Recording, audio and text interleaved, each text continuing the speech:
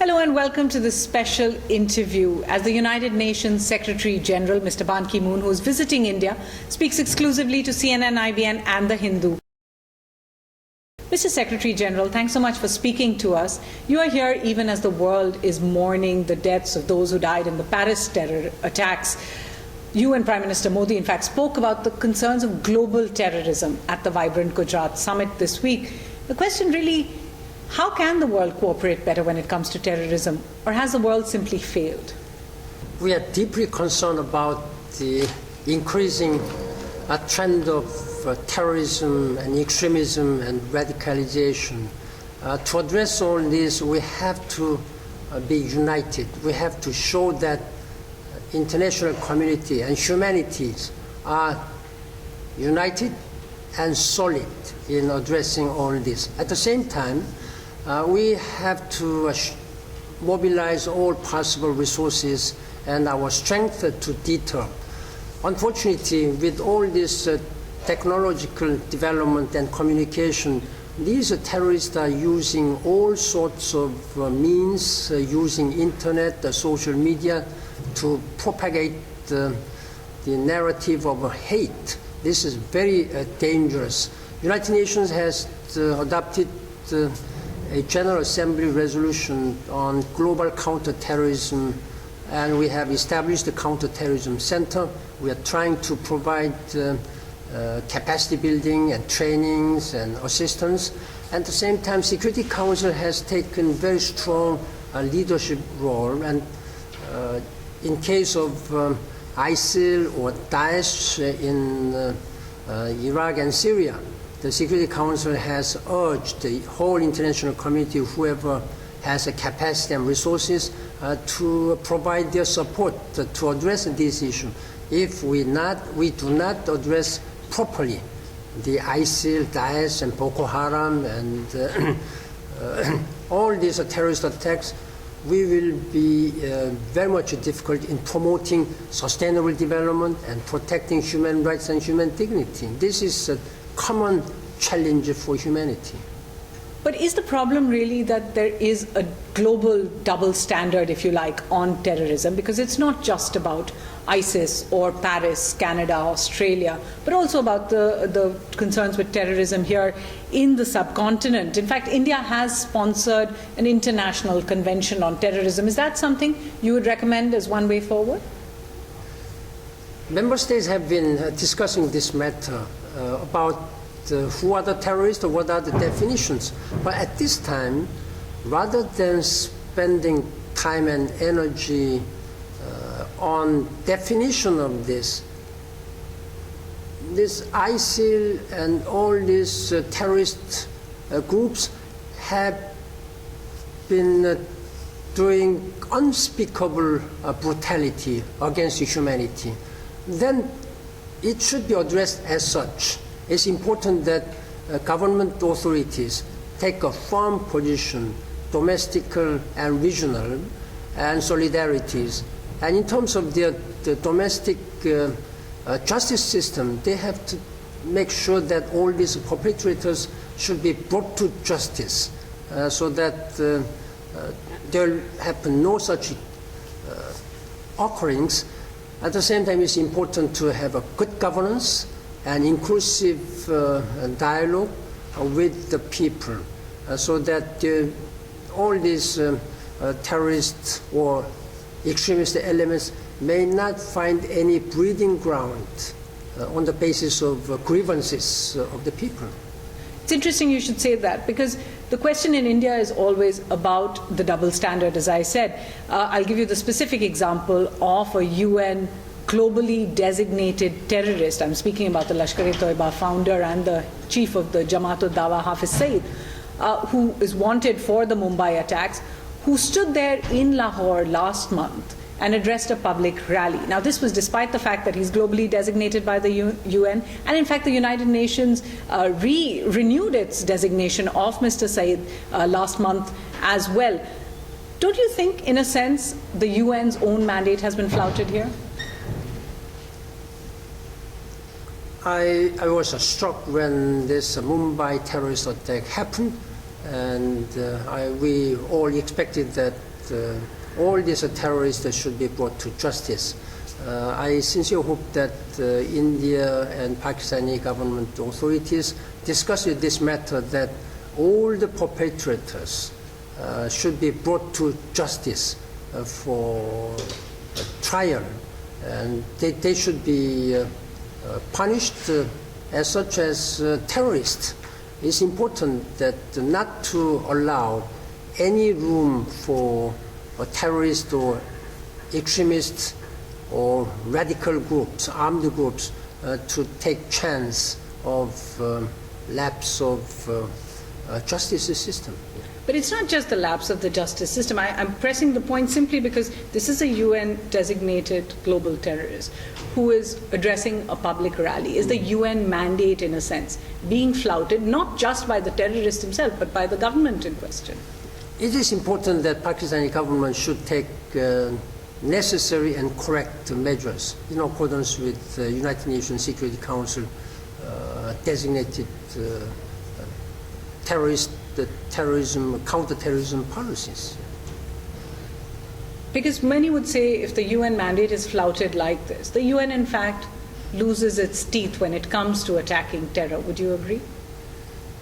Now it's important that all these resolutions and international counterterrorism mechanisms should be fully implemented by the national governments. National government leaders should also be inclusively engaged with all the group of people, with their people, so that their aspirations or any grievances or differences of opinion should be addressed before this kind of radical action could take place. Will the UN take note of this specific example of a designated global terrorist? Yes, I have already taken note of that. Yes.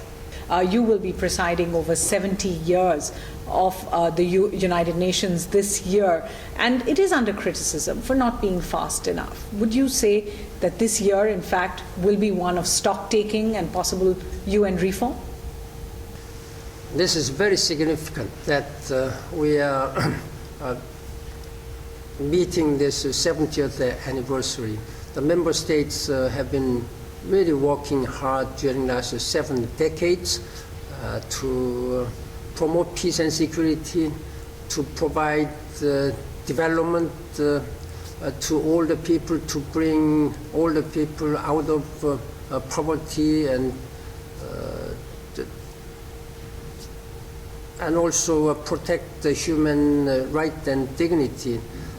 But we understand that the United Nations has been really, while we've been trying to meet the expectations, we have not yet been able to fully met this expectation.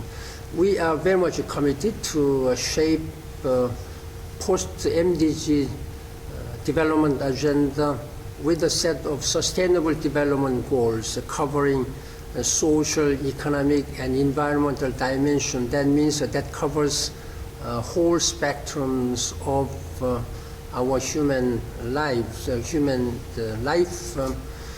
At the same time, we should do more to protect our planet Earth, as well as human rights and human dignity, so that nobody will be left behind.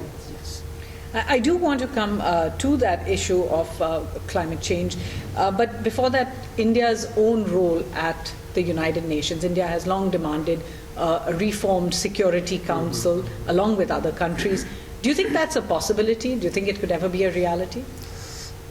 I'm aware of aspirations of many member states, including India, who really want to see the Security Council be reformed in a much more democratic and representative way.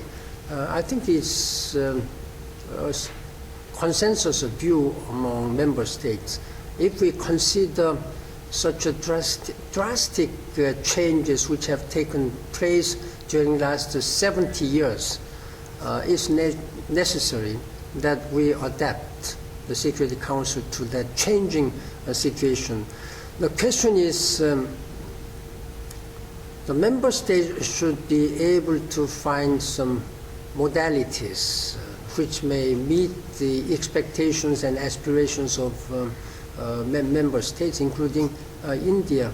That's a very important issue. The General Assembly has taken this issue in its informal settings in negotiation process. I have been urging member states to accelerate this process so that the Security Council can be better equipped to address all these changing security and peace issues. Because many in India would feel that given the contribution of India to the United Nations, if you just look at peacekeeping, I think 44 of the last 69 missions India has been a part of, that India, in a sense, does not have a stature at the high table, the Security Council, that it would deserve. India has been serving as a non-permanent members of the Security Council. Most recently, 3 years ago, India has been contributing a lot, significantly. By any standard, India is a critically important member state of the United Nations. In terms of peace and security, we appreciate more than 8,000 peacekeepers working in many parts of very dangerous and difficult circumstances. And we also appreciate strong contribution for Democracy Fund. You are the second largest contributor in the world. And we also expect India, such one of the fastest growing economies, one of the major economies, to lead our sustainable economic development process as well as climate change negotiation process. Okay, when you speak about the expectations from India, you've also spoken about the responsibility of the member states and made a specific mention whether it has been violence against women in India. And we heard you at a public forum speak about the criminalization of homosexuality, a law that India has in very strong terms. You, in fact, oppose that. Is that something you've brought up with the Indian leadership when you've spoken to them? It's a matter of human rights. Human rights is one of the fundamental principles of the United Nations Charter. There are 3 pillars of the UN Charter: peace and security, development, and human rights. Among all these important pillars, human rights should be brought up front.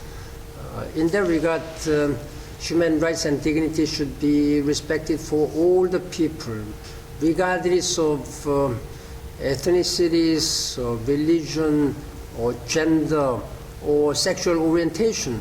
In that regard, it's important that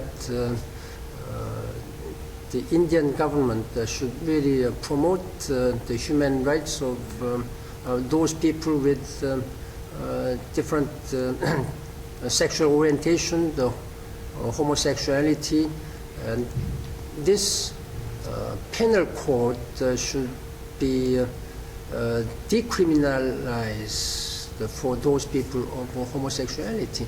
As the Secretary General of the United Nations, I have been speaking out to promote the human dignity of those people like gay, lesbian, bisexual, and transgender people.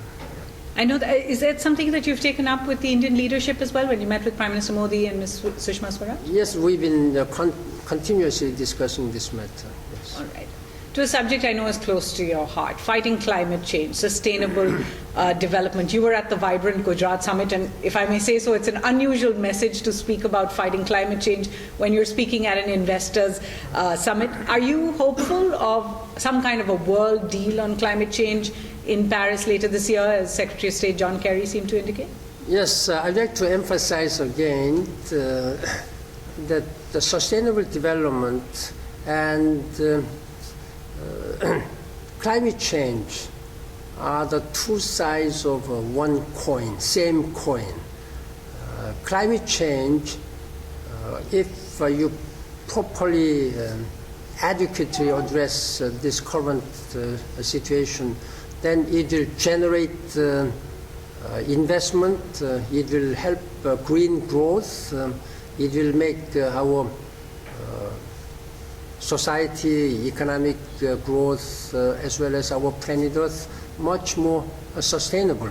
Therefore, we have to promote this all in parallel together.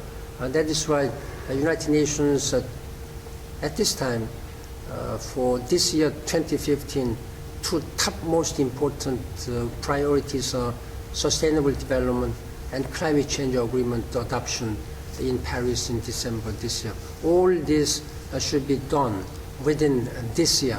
And this is the most important priorities for humanity. We are targeting by 2030 that by 2030 we should be able to realize a world where nobody is left behind. And with this climate change agreement, by the end of this December, we'll be able to address climate change phenomenon. It's happening much, much faster. India is no exception. You are on the front lines of climate change phenomenon. You sound hopeful, but the Indian resistance to a deal like that has simply been that it's all very well for developed countries to lecture the world about climate change. But the developing countries still need growth. They still need access to energy. India is looking at a target of 100,000 megawatts of energy by 2022. How do you answer those concerns? I know that India has a lot of challenges. First of all, you have a few 100 million people who are living in poverty level. At the same time, in Gujarat, vibrant Gujarat summit meeting, I was very much encouraged and confident that the way Prime Minister is now leading in enhancing the energy efficiency, renewable energy, and also 100 smart cities, they are very good policies and initiatives in line with the climate change, addressing climate change phenomenon. I hope that with all these initiatives, exemplary leaderships, India will join all international community in moving toward the right direction to achieve a climate change agreement. Finally, Secretary General, this is your fourth visit as the UNSG to India, but your Indian connection is deeper than that. Your son was born in India, you have in-laws who are Indians. Is that one of the reasons why you were happy to facilitate the Indian request, an old request, for International Yoga Day? I'm looking forward to June 21st, the International Yoga Day, which was approved by the United Nations General Assembly. And there are 2 days in a year which are designated by Indian initiative. One is the International Day of Non-Violence in commemoration of Mahatma Gandhi's birthday, that's October 2nd. These are very important initiatives, and bringing everybody's health through exercising yoga, that will be also part of this sustainable world. When your body is healthy, your family is healthy, then when every family is healthy, then this whole world should be healthy and prosperous and happy one. Do you practice yoga yourself? One of my regrets, having served in India, is that I was not able to practice yoga, but this will be a good occasion to see how yoga can help health of me and other people. Well, we certainly hope to see you at the forefront there in June on International Yoga Day. Mr. Secretary General, thanks so much for speaking with us. In Delhi, for CNN-IBN and The Hindu, I'm Suhasini Haidar.